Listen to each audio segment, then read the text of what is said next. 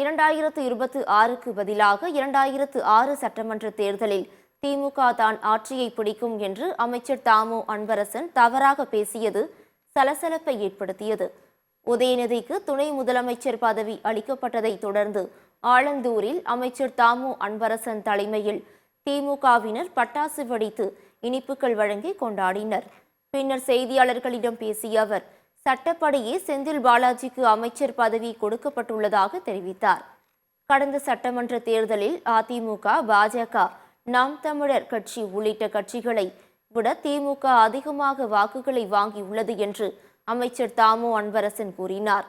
விஜய், அதிமுக, நாம் தமிழர், பாஜக என அனைவரும் ஒன்றாக களத்தில் நின்றாலும் 2006 சட்டமன்ற தேர்தலில் திமுக தான் ஆட்சியை பிடிக்கும் என்று அமைச்சர் தாமு அன்பரசன் தெரிவித்தார். 2026 சட்டமன்ற தேர்தல் என்று சொல்வதற்கு பதிலாக 2006 சட்டமன்ற தேர்தல் என்று தவறாக பேசியதை அறியாமல் பின்னால் நின்றிருந்த திமுகவினர் கைத்தட்டி ஆரவாரம் எழுப்பினர். தலைவர் மாண்புமிகு தமிழ்நாடு முதலமைச்சர் அவர்களுக்கு இன்றைக்கி ஒரு அற்புத, அதாவது கீழ்மட்டத்தில் இருக்கிற ஏழை எளிய மக்களுடைய வாழ்வு வளம் பெற வேண்டும் என்பதற்காக பல்வேறு திட்டங்களை இன்றைக்கு செயல்படுத்தி மக்கள் மத்தியில் நம்பர் 1 முதல்வர் என்ற பெயரை பெற்றிருக்கிறார். அதனால் பொதுமக்கள் மத்தியில் பெரிய எழுச்சி இருக்குது, திமுக வரவேற்பு இருக்குது.